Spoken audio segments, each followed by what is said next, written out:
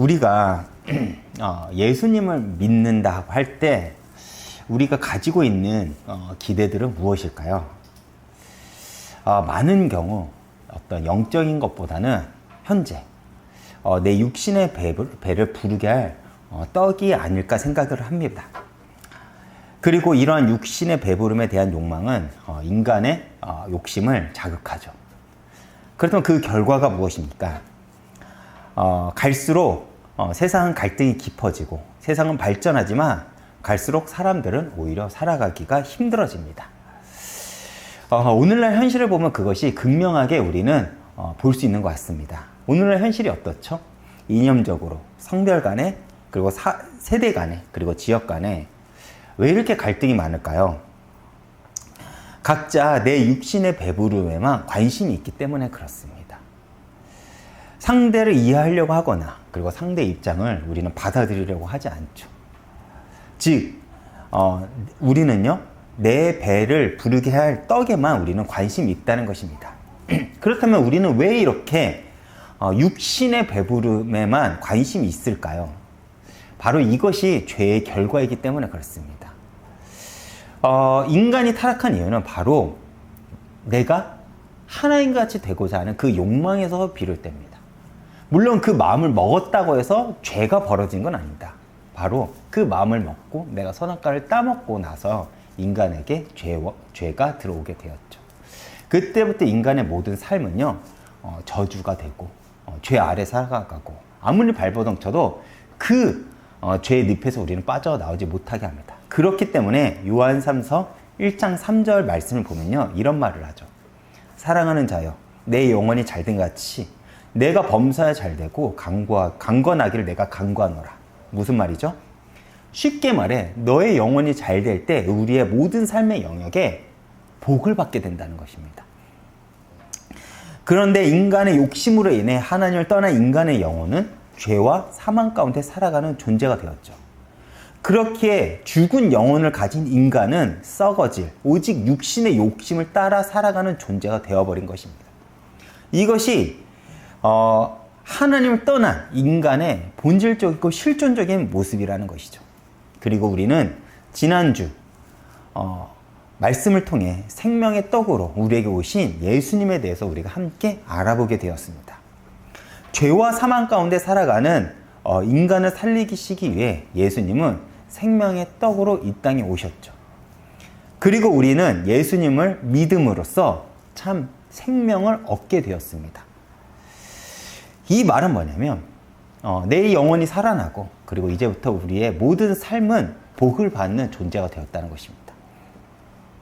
그렇게 예수를 믿는다는 것은 단지 구원을 받았다 여기에만 머무르는 것이 아니라 그 사실을 넘어 내 삶의 모든 영역에 하나님의 은혜가 임하게 됐다는 것을 의미합니다. 그런데 우리의 여전한 고민은 무엇입니까? 우리 입장에서 바라보면 그런 하나님의 일하심이 느껴지지 않는다는 거예요. 여전히 내 인생이 막막하고 팍팍하고 내 인생을 앞이 보이지 않는 것 같습니다. 그래서 제가 잠깐 예배를 준비하는 기도를 통해서 이런 말을 했습니다. 우리는 10가지 은혜를 받아도 한 가지 내 바람이 이루어지지 않으면 원망하는 것이 우리가 가지고 있는 속사람의 모습이라는 것입니다. 그래서 오늘 말씀을 통해 하나님의 일하심의 시간표에 대해서 우리가 함께 알아보는 시간을 가졌으면 좋겠습니다.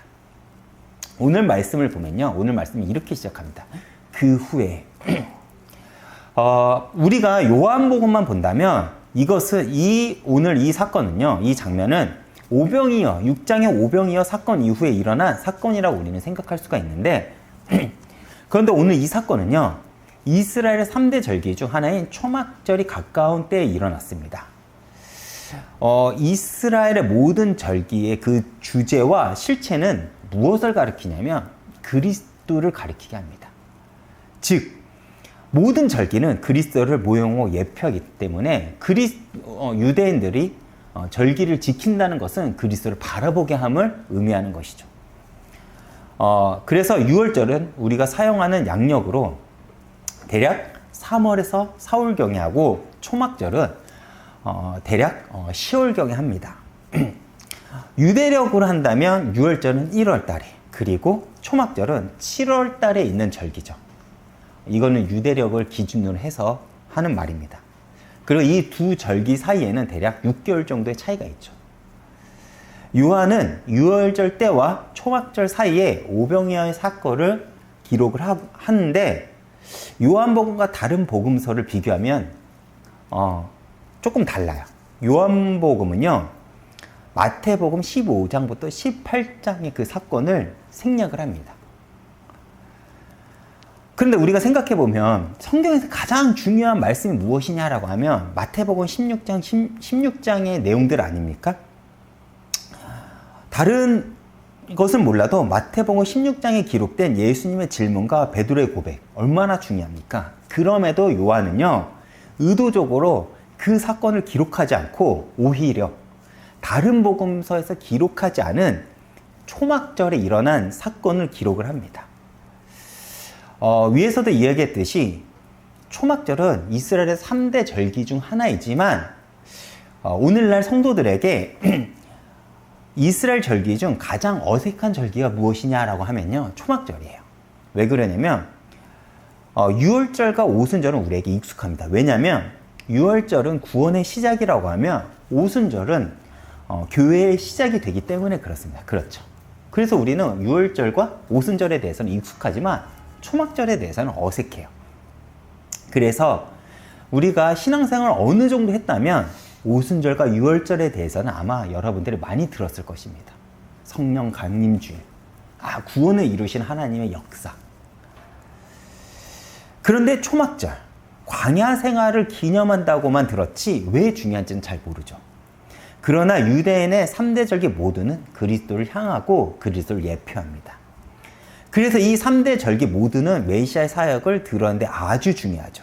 그렇게 요한은 의도적으로 초막절에 일어난 사건을 기록함으로써 초막절의 의미를 담은 예수님을 예표하고 예수님의 사역을 드러내고자 오늘 사건을 기록한 것입니다. 다시 돌아가 오늘 본문을 보면 1절에 예수님은 갈릴리로만 다니셨다고 성경은 기록을 합니다.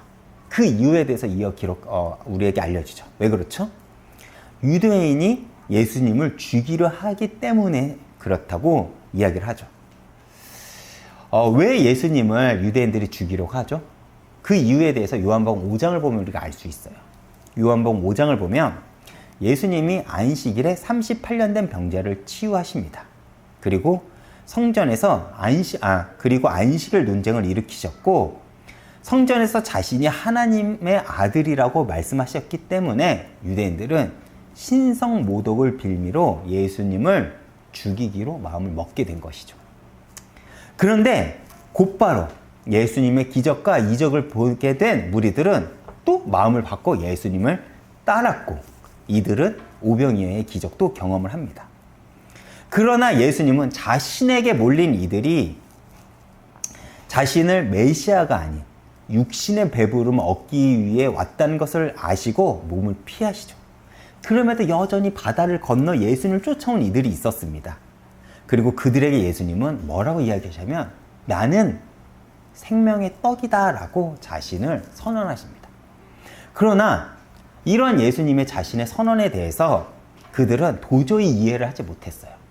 아니 이게 무슨 의미야? 내가 당신의 살을 어떻게 먹어? 도저히 그들이 받아들일 수 없고 이해하지 못할 말을 했기 때문에 그들은 예수님을 떠납니다. 그 이후 예수님은 본격적으로 유대인의 중심부가 아닌 변두리 지역에만 다니시면서 사역을 했음을 우리는 알 수 있습니다. 이것은 굳이 요한복음이 아닌 다른 복음서만 봐도 우리는 알 수가 있어요. 왜요? 더 많은 사람들이 이제부터 예수님을 본격적으로 죽이고자 마음을 먹었기 때문에 그래요. 예수님을 끝까지 쫓아온 이들 역시도요, 자신들에 대한 기대가 꺾이자 다시 그들의 생각을 이전과 같이 예수님을 죽이고자 마음을 먹은 것이죠. 그런데 이게 참 간사한 게 많은 이들이 얼마 전까지 예수님을 믿고 따랐습니다. 왜요? 당장 예수님에게 보이는 것이 무엇이냐면 예수님에게 기적과 이적이 있었기 때문에 그래요. 그러나 그들은 그렇게 많은 예수님의 표적을 보고 예수님의 말씀을 들었음에도 예수님을 메시아로 인정하지 않았어요. 그래서 자신들의 생각과 예수님의 말씀이 부닥치니까 그들은 가차없이 예수님을 등 돌리게 됩니다. 더 나아가 그들은 예수님을 죽이고자 마음을 먹죠. 아마 이러한 자신들의 태도에 그들은 자신들의 믿음이 있었다고 생각을 했을 거예요. 나는 하나님 믿었기 때문에 이런 행동을 했어.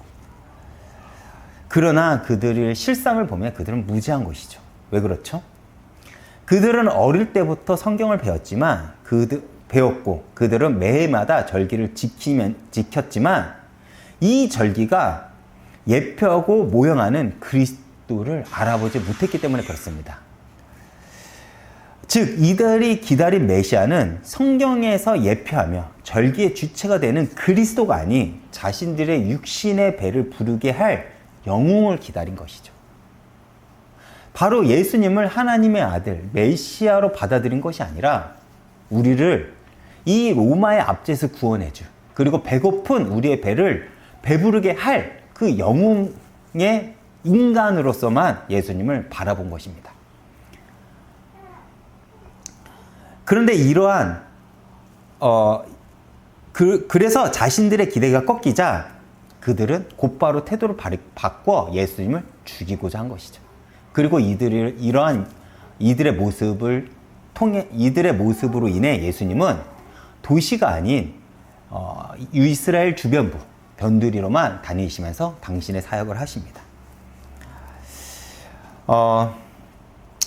우리도 그렇죠. 우리는 인간관계가 힘들다고 해요. 왜 그런가 하면 10번을 잘해줘도 한 번 못하면 원수가 되는 것이 인간관계입니다. 그렇죠. 이것이 단순히 인간관계, 나와 타인의 관계에만 그런 것이 아니라 가족관계 안에서도 그래요. 10번, 100번을 잘해줘도 한 번 나를 실망하게 하고 말을 서운하게 하면요, 우리는 돌아섭니다. 한 청년이 저한테 물어본 적이 있어요. 목사님, 인간관계 때문에 너무 힘들어요 라고 저한테 물어본 적이 있어요. 그래서 제가 어떤 얘기를 했냐면, 힘들지. 왜? 우리는 10번 도움을 받아도 10번 잘해줌을 받아도 한 번 그 사람에게 서운함을 느끼면 돌아서는 것이 우리이기 때문에 그래. 그래서 우리는 그 사람의 말 한 번 그렇게 서운한 것으로 그 사람을 판단하는 것이 아니라 그 사람의 삶의 모습과 태도를 보면서 우리는 그 사람을 판단해야 돼 라고 제가 말한 적이 있거든요. 왜 그럴까요? 인간은 모든 사람을 실수하기 때문에 그렇습니다. 아무리 내가 조심한다고 해도요, 어쩌다가 내 말 한마디가 그 사람을 서운하게 할 수가 있어요. 그렇죠? 어쩌다 내 행동 한 번이 그 사람을 서운하게 할 수 있다니까요. 근데 그것이 의도된 것이 아니라면 어떻겠습니까? 그래서 우리는 그 사람의 삶의 전체를 보면서 그 사람을 이해를 해야 되는데 우리는 그렇지 않죠. 그 순간의 서운함, 그 순간의 아쉬움이 그 사람을 우리는 판단합니다. 그것이 우리가 가지고 있는 삶의 모습이죠. 신앙도 마찬가지입니다. 우리는 이러한 자세를 하나님에게도 갖다 대죠. 우리가 언제 하나님께 실망을 합니까? 그렇게 은혜를 받고 우리가 그렇게 믿음을 고백을 했어도 내가 가진 기대와 응답이 오지 않으면 가차없이 하나님을 원망하고 돌아섭니다. 이것이 우리가 가지고 있는 신앙의 본질입니다. 그래서 오늘 성경은 이스라엘 백성들의 모습을 통해 오늘날 우리들의 틀어진 신앙을 고발하며 우리의 실존을 마주하게 합니다. 다시 돌아가 오늘 본문은 예수님을 기념하고 예표하는 3대 절기 중 하나인 초막절 때가 이르렀을 때 벌어진 사건입니다. 제가 요한복음 7장 3절에서 4절 읽어보겠습니다. 그 형제들이 예수께 이르되 당신 행하는 일을 제자들도 보게 여기를 떠나 유대로 가소서. 스스로 나타나기를 구하면서 묻혀서 일하는 사람이 없나니 이 일을 행하려고 하거든 자신을 세상에 나타내소서 하니. 쉽게 이야기해 형제들이 예수님을 찾아와 이렇게 얘기를 하는 거예요. 형님, 갈릴리에서만 기적과 이적을 베풀지 말고 제자들 좀 보게 유대로 가서 기적과 이적을 베풀어 보세요. 초막절에 많은 유대인들이 몰리니까 그때 유대를 가서 기적과 이적을 보이고 당신을 증명하라고 하는 것입니다. 이러한 요구를 하고자 예수님의 형제들은 예수님을 초막절 가까운 때에 예수님을 찾아온 것입니다. 그런데 왜 그들은 이렇게 예수님께 요구를 했을까요? 그들이 이렇게 말하는 의도는 무엇일까요? 그 이유에 대해서 5절에 이렇게 이야기를 합니다. 이는 그 형제들까지도 예수를 믿지 아니함이라. 다시 말해 예수의 형제들 역시도 예수님이 누구인지 믿지 않았다는 것입니다. 그래서 제안하는 거예요. 요구하는 것이죠. 형님, 왜 당신이 스스로가 메시아라고 하면서 왜 도망 다니십니까? 당신이 진짜 메시아라면 초막절에 유대 도시에 올라가서 공개적으로 당신이 메시아임을 드러내십시오. 그럼 우리도 믿겠습니다. 라고 하는 것이죠. 즉, 이들은 공개적으로 당신이 메시아인 것을 증명해봐라. 그럼 나도 믿겠다라는 것입니다. 우리의 신앙과 많이 비슷하지 않습니까? 우리가 자꾸 하나님한테 요구하는 것이 무엇입니까? 나한테 증명해봐 라고 우리가 하나님께 자꾸 요구하지 않습니까? 당신이 나한테 증명하지 않으면 당신은 하나님이 아니야. 오늘날 많은 세상이 하나님을 그렇게 판단합니다. 나한테 너가 신이라는 것을 증명해봐. 많은 철학자들이, 많은 과학자들이, 오늘날 많은 세대 사람들이 그렇게 하나님에게 당신을 나에게 증명해봐라고 합니다. 그런데 이러한 형제들의 요구에 예수님의 반응은 무엇입니까? 제가 읽어보겠습니다. 예수께서 이르시되 내 때는 아직 이르지 아니하거니와 너희 때는 늘 준비되어 있느니라. 이러한 예수님의 대답은 마치 요한복음 2장 예수님의 첫 표지인 가나안 혼인잔치를 떠올리게 합니다. 포도주가 떨어진 혼인잔치에 이 혼인잔치를 주관하던 예수님의 어머니인 마리아는 예수님을 찾아와 포도주가 떨어졌다고 이야기를 합니다. 이때 예수님의 반응은 무엇이죠? 예수께서 이르시되 여자여 나와 무슨 상관이 있나이까 내 때가 아직 이르지 아니하였나이다. 예수님의 어머니 마리아 요구에 예수님은 차갑게 거절의 의미를 담은 대답을 하시죠. 이 말은 예수님께서 이 문제를 내가 해결하지 못하는 것이 아니라 어머니가 요구하는 육신적인 요구에 대해서는 내가 하지 않겠다라는 것이죠. 즉 이제부터 아들이 아닌 메시아 곧 그리스도로서 그 육신의 어머니의 요구를 단호하게 거절하신 것입니다. 지금 마리아는 뭐가 급하죠? 포도주가 급합니다. 왜요? 잔치의 기쁨이 사라지니까. 그러나 예수님은 뭐가 중요합니까? 하나님의 영광입니다. 나는 그것을 위해 부름받았지 포도주를 만드는 기적, 그런 이적으로 부름받은 것이 아니라고 딱 잘라 거절하죠. 그리고 이 논리는 지금도 똑같습니다. 너희의 때와 내 때입니다. 그 때가 다르다는 것입니다. 형제들은 뭐라고요? 빨리 유대로 가서 공개적으로 증명해 봐라라고 합니다. 그러나 예수님은 아니라고 하면서 딱 잘라 거절하죠. 그리고 이어서 10절 한번 보겠습니다. 형제들의 명절에 올라간 후에 자기도 올라가시되 나타내지 않고 은밀히 가시니라. 결국 예수님도 올라가요. 형제들이 명절을 지키러 그 유대 도시로 올라간 후에 예수님은요, 아무에게도 알리지 않고 혼자 조용하게 올라갔다고 합니다. 그리고 더 나아가 14절에 보면요, 이제 예수님은 명절 중간에 자신을 공개적으로 드러내시면서 유대인들과 논쟁하는 장면이 기록됩니다. 그렇다면 한번 여러분 생각해 보세요. 예수님은 공개적으로 자신을 드러낼 의도가 있는 겁니까? 없는 겁니까? 있는 것이겠죠. 그런데 왜 예수님은 굳이 형제들의 요청에 나 그렇게 할 거야 라고 말하지 않고 거절했을까요? 그들의 요청은 하나님의 때를 보지 못하고 지극히 육신적인 것이기 때문에 그렇습니다. 그리고 예수님은 그러한 너희의 요구에 내가 반응하지 않겠다는 것이죠. 나는 하나님의 때, 하나님의 일에 대해서만 반응하겠습니다 라는 선언이라는 것입니다. 즉 형제들이 원하는 의도와 예수님이 원하는 의도가 다르다는 것이죠. 똑같은 사건인데 똑같이 예배를 드리고 똑같이 신앙생활을 하는데 내 것을 드러내는 의도와 하나님을 드러내는 의도가 다르다는 것입니다. 성도 중 여러분 가장 위험한 사람이 누군지 아십니까? 하나님의 이름을 가지고 야망을 가진 자들입니다. 똑같이 예배를 드려요. 똑같이 헌신도 하고 똑같이 헌금도 합니다. 똑같이 목사님을 섬기고요. 똑같이 나는 그리스도라고 외칩니다. 하나님의 말씀도 똑같이 불러요. 그런데 하나님을 일을 할 때 자기를 드러내는 사람이 가장 무섭습니다. 왜요? 그 일을 하는데 분명 성경을 이야기하고 하나님의 이름을 부르지만 그 목적과 의미, 뜻이 하나님과 다르기 때문에 그렇습니다. 그렇지 않나요? 우리의 신앙, 우리의 지금 기도 제목을 점검을 해보세요. 우리가 기도를 통해서 하나님을 흔들어 우리가 얻고자 하는 것이 무엇입니까? 나의 영광입니까? 아니면 하나님의 영광입니까? 제가 목사가 되니까 이게 가장 무섭습니다. 이게 가장 두려워요. 마치 내 욕망을 하나님의 이름을 빌려 성도들에게 전하지 않을까? 저는 이게 가장 두렵습니다. 이게 하나님의 뜻이야. 하나님이 원하시는 거야. 하나님의 이름을 빌려. 말씀을 빌려 내가 이렇게 잘못된 말씀을 전할까? 저는 이것이 두렵다는 것입니다. 그리고 성도들은 목사님 말에 순종을 했는데 그 결과가 하나님의 영광이 아닌 사람의 영광을 드러내는 데 쓰임을 받는다면 성도들은 무슨 죄인가요? 그런데 오늘날 저와 같은 목사들이 그리고 또 나름 신앙이 좋다고 하는 이들이 이러한 모습을 가집니다.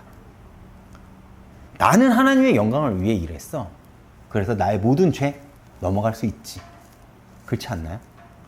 제가 끊임없이 학교를 다니면서 내 주변 목사들과 논쟁하는 장면이 이겁니다. 복음을 가졌으면 됐지. 복음을 전했으면 됐지.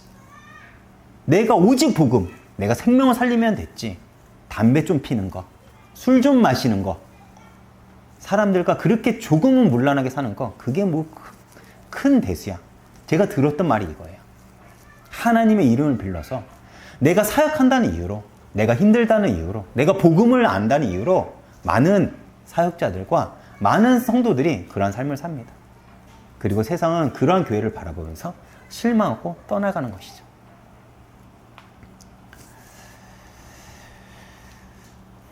그래서 예수님은 너희가 원하는 대로 너희 뜻대로 나는 가지 않겠다는 것입니다. 그리고 예수님은 하나님이 원하는 길을 가겠다. 나는 그렇게 하겠다라는 것이죠. 그렇다면 하나님이 증명하는 것은 무엇입니까? 바로 하나님의 뜻에, 하나님 때 나의 시간표를 맞추는 것이겠죠. 우리가 신앙생활을 실수하는 것이 무엇일까요? 하나님의 때를 보지 못하는 것입니다. 우리는 당장 지금 절실하고 당장 급하고 당장 해결할 문제가 있습니다. 우리의 시간표입니다. 그러나 하나님의 시간표는 다르죠. 즉 우리는 내 시간표와 하나님의 시간표가 다른 것에 우리는 마음의 어려움이 있습니다. 그래서 우리의 신앙의 과제는 믿음의 눈을 들어 하나님의 시간표에 내 인생의 포커스를 옮겨야 됩니다. 이것이 우리가 하나님의 영광을 위해 하나님의 뜻을 드러내는 데 위해 이것이 중요한 신앙생활의 키라는 것이죠. 어떻게 응답을 받습니까? 하나님의 때를 보면 됩니다. 어떻게 내가 하나님의 일을 경험할 수 있습니까? 하나님의 때를 알 수 있어야 되죠. 끊임없이 내 시선이 내 시간표가 아닌 하나님의 시간표가 있을 때 비로소 그때 우리는 응답이라는 것을 받고 내 삶에 하나님의 일하심을 경험할 수 있다는 것입니다. 이것이 가장 중요한 신앙생활의 전환점이 되어야 된다는 것이죠. 다시 돌아가 오늘 사건의 배경이 되는 초막절에 대해서 제가 간단하게 설명을 해보겠습니다. 초막절은요, 다른 말로 수장절이라고도 합니다. 초막절은 임시 초막에서 7일간 생활하면서 자신들의 조상들이 출애굽을 거쳐 약속의 땅에 들어가기 전 광야에서 지낸 40년을 기념하는 명절이기도 하죠. 그리고 또 이때는 추수한 곡식을 하나님께 바쳐 드리기는 감사절이기도 했기에 열매를 거두어 곡간에 저장한다는 의미를 가진 수장절이라고도 부르기도 합니다. 그래서 이 수장절은 오늘날 교회 절기의 추수감사절에 해당하는 절기로도 우리가 받아들입니다. 그래서 같은 날임에도 각각 다른 의미를 가지고 절기를 부르는 것이고 그 두 의미가 합쳐져 온전한 절기의 의미를 가집니다. 1년 동안 농사의 수확을 하면서 1년 중 가장 기뻐하고 즐거운 날, 바로 이날입니다. 우리는 맨날 하니까 십자가만 생각한다고 하는데 하나님은 기본적으로 신앙생활을 할 때 당신의 백성들에게 기쁨을 주세요. 즐거워하라는 것입니다. 이 날만큼은 너희가 마음껏 즐거워하라는 거예요. 그런데 이렇게 즐거워하고 기쁜 날을 어떻게 지내라고 하는 것이죠? 나가서 초막을 짓고 일주일간 그곳에서 지내라고 하는 것입니다. 수확을 얻어 가장 기쁜 날이지만 또 동시에 1년 중 가장 불편함을 경험하는 절기이기도 합니다. 왜 그럴까요? 의도가 있겠죠. 레위기 23장 43절 제가 읽어보겠습니다. 이는 내가 이스라엘 자손을 애굽 땅에서 인도하여 내던 때에 초막에 거주한 줄 너희 대대로 알게 함이라. 나는 너희의 하나님이라. 즉 애굽에서 구원하고 광야 생활 동안 너희를 인도하고 지킨 나를 기억하라는 거예요. 즉 너희가 누리고 있는 이 기쁨 거저 얻어진 것이 아니라는 것입니다. 우리가 이렇게 살아가는 것은 실제 우리를 구원해 주신 하나님을 기억해야 되는 것이고, 그래서 초막절은 구원의 시작이 되는 유월절을 바라보게 하는 것입니다. 너가 이렇게 구원의 기쁨을 누릴 수 있는 것은 내가 그 구원을 시작했기 때문에 그래요. 그것을 기억하라는 것입니다. 그리고 그 구원의 기쁨이 자신들의 땀과 노력이 아니라는 것을 자녀들과 그 후손 대대로 알려주라는 거예요.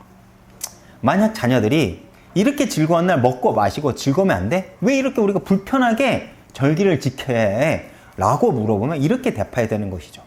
우리 조상들은 이것보다 더 힘들었어. 너가 지금 누리고 있는 이 모든 것이 우리의 노력으로만 이루 얻은 것이라고 생각하지 마. 우리의 노력과 땀이 아니야.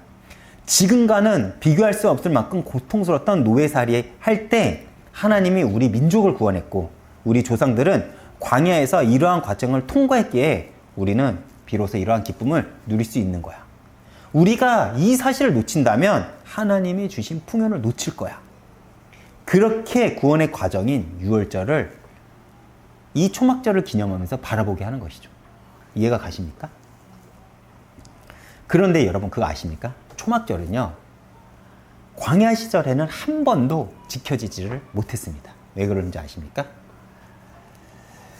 초막절을 지키기 위해서는 땅의 소산을 먹어야 하기 때문에 그렇습니다. 땅의 소산을 거두고 먹어야 하기 때문에 이 초막절을 처음으로 지켜줄 때가 언제입니까? 하나님이 약속하신 그 땅에 들어와 농사를 짓고 그 해 수확한 작물을 거둘 때 처음으로 지켜졌다는 거예요. 다시 말해 이 초막절을 지킨다는 것은 또 다른 의미는 뭐냐면 내가 약속을 지켰다라는 것입니다. 하나님. 이 말 이해 가시죠? 내가 약속을 지켰다. 내가 약속한 땅에 너희들을 보냈다라는 것입니다. 그래서 기뻐하라는 거예요. 그리고 이때 만나가 그치고 이제부터 이스라엘은 땅에서 난 소산을 먹습니다. 여러분, 유월절은 구원을 의미하죠. 구원의 시작을 의미합니다. 하나님이 너희를 가나안 땅으로 인도할 거야. 그리고 하나님은 단지 너희를 끝나는 것이 아니라 구원으로만 끝나는 것이 아니라 하나님이 목적이 있는 그곳까지 너희를 끌고 갈 거야. 그리고 반드시 너희를 풍요로움을 주실 거야. 구원은 여기까지 가야 돼요. 우리가 구원을 받았다. 우리는 단지 영접을 하고 천국을 간다. 여기까지만 생각을 합니다. 근데 아니에요. 우리의 삶의 구원까지 이어져야 된다는 것입니다.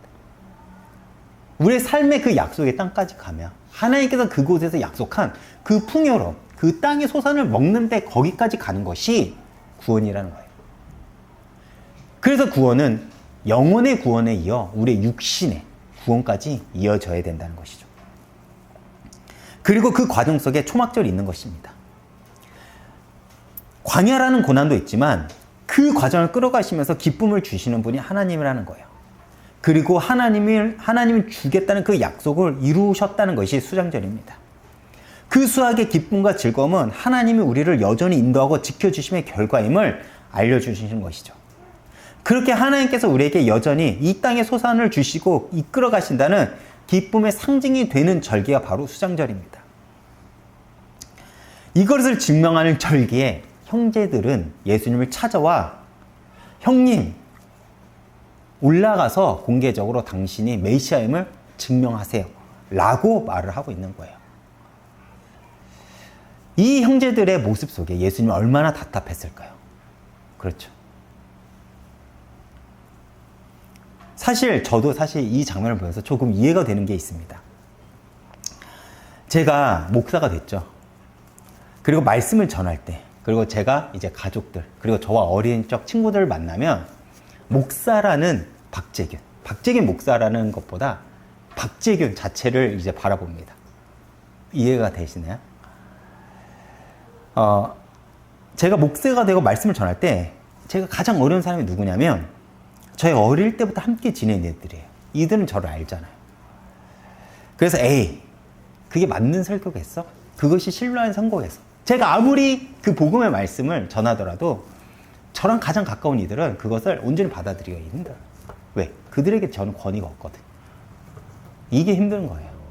예수님도 마찬가지겠죠. 예수님 형제들, 기적과 이적을 받지만 그들에게 예수님 권위가 없는 것입니다. 그래서 내게 권위를 보이고 한다면 너가 증명해봐. 이러는 것이죠. 이럴 땐 답답하기도 하고 섭섭하기도 합니다. 예수님이 이 땅에 오신 이유가 무엇이죠? 증명하기 위함입니다. 무엇을 증명하기 위해서죠? 당신이 하나님의 아들. 그래서 너희들의 요구에는 내가 더 반응하지 못하겠어입니다. 그러나 예수님 형제들은 그것엔 관심이 없죠. 그렇기 때문에 예수님은 그들의 부탁을 단호히 거절합니다. 그리고 하나님의 아들, 내가 하나님 보내신 그 아들이다, 내가 참 메시아다라는 것을 증명하기 위해 은밀히 다시 도시로 가시죠. 그런데 이러한 형제들의 반응이 비단 그들에게만 적용이 될까요? 우리가 신앙생활에서 가장 어려운 것이 이 싸움입니다. 예수님이 40일 금식한 후에 사단이 나타나 예수님께 이런 말을 하죠. 너가 하나님의 아들이라면 뛰어내려라. 그러면 천사가 받쳐줄 거예요. 이 말을 사단은요, 시편을 인용해서 예수님을 시험한 것입니다. 시편 말씀 인용해. 이해가 가시나요? 우리는 사단이 세상적인 것으로만 우리를 시험하고 속일 것이라고 생각을 합니다. 귀신, 좀비, 문화. 우리는 그래서 이런 것들만 경계를 하죠. 그런데 많은 경우 사단이 우리를 속이는 방법은 마치 이것이 복음인 것처럼 우리를 속입니다. 그리고 우리 역시 그러한 사단의 속삭임에 넘어가죠. 그렇지 않나요? 말씀 인용에 너는 위대해질 거야. 너는 영웅이 될 거야. 너는 시대를 살리는 어떤 존재가 될 거야. 무엇을 통해서 우리가 거기에 반응하죠? 말씀을 인용해 그런 소리에 우리는 반응을 합니다. 그러나 예수님은 그런 소리에 응답하지 않죠. 나는 하나님 말씀대로 살 거야. 그런 소리에 전혀 반응하지 않습니다. 근데 여러분, 예수님이 하나님의 아들이잖아요. 뛰어내리면 증명이 됩니다. 그쵸? 뛰어내리면 천사가 받아줄 거예요. 그런데 그렇게 증명하면 하나님의 뜻은 무너집니다. 또 반대로 사단의 요구에 예수님께서 반응하지 않으면 예수님은 하나님의 아들로서 자존심이 상하겠죠. 이러한 현실은 우리들에게도 적용이 됩니다. 생각해 보세요. 자존심을 지키기 위해 우리는 하나님의 뜻보다 내 자존심이 먼저입니다. 사람 앞에 나의 옳음을 우리는 증명하고 싶죠. 저는 이런 경우들을 많이 못 겪겠어요. 저라고 안 그러냐? 저 같은 목사가 더 그렇죠. 나의 설교에, 나의 사역에 작은 어떤 갈등이 있으면 우리는 자존심을 세웁니다. 자존심을 세면 죄가 센 거죠. 그런데 이 싸움이 십자가에 달릴 때도 똑같이 나옵니다. 십자가 위에 많은 이들이 예수님께 뭐라고 합니까? 너가 하나님의 아들이면 내려오라고 합니다. 그러나 십자가의 고통과 죽음 앞에서도 예수님은 철저히 나를 증명하지 않겠다라고 하십니다. 왜요? 예수님께서 이 땅에 오신 목적이 하나님이 하셨다는 것을 드러내기 위함이기 때문입니다. 결론입니다. 여러분, 초막절은 하나님이 우리를 광야 속에서 인도하셨다는 것을 기억하고 이 풍요가 너희의 노력이 아닌 하나님의 은혜임을 기억하라고 주신 절기입니다. 그렇다면 우리도 마찬가지겠죠. 우리는 우리 자신을 자꾸 우리의 노력과 우리의 열심으로 증명하려고 합니다. 근데 신앙은 무엇이냐? 내 안에 무엇이 있냐는 것을 증명하는 싸움이 바로 신앙이에요. 세상은 너를 증명하고 살아가라고 이야기를 하지만 성도는 하나님을 증명하기 위해 살아갑니다. 그렇게 예수님은 하나님을 증명하기 위해 수장정에 올라가는 것입니다. 나의 발걸음, 나의 신앙, 나의 삶은 나를 증명하려고 하는 것이 아닌 나를 통해 하나님을 보이는 싸움을 해야 된다는 것이죠. 그래서 세상에서 우리를 뭐라고 하냐면 그리스도인이라고 하는 것입니다. 쉽게 얘기를 해볼까요? 작은 예수라는 것이죠. 너는 예수를 드러내고 예수를 증명하는 존재라는 것입니다. 그리스도인, 기독교인, 성도, 구별된 존재라는 것이죠. 예수님의 삶을 통해 하나님이 드러났다고 한다면 우리의 삶은 예수님이 드러나야 됩니다. 많은 이들이 세상에서 제일 힘든 것이 함께 가는 거라고 얘기를 해요. 그렇죠. 왜요? 인간은 함께 가기가 어렵기 때문에 그렇습니다. 그래서 많은 이들이 교회 공동체 안으로 들어오기 싫어합니다. 그런데 왜 우리는 함께 가야 될까요? 우리는 나의 편안과 나를 증명하기 위해서 살아가는 것이 아니라 우리는 나의 복과 은혜를 하나님을 드러내고 증명하기 위해 기꺼이 그 불편함을 감내하는 것이기 때문에 그렇습니다. 주님이 우리를 그렇게 섬겼죠. 그리고 우리는 그런 예수님을 닮아가는 것이 신앙입니다. 지금 우리가 누리고 있는 이 기쁨과 안식은 예수님의 은혜가 있기 때문에 비로소 가능한 것이죠.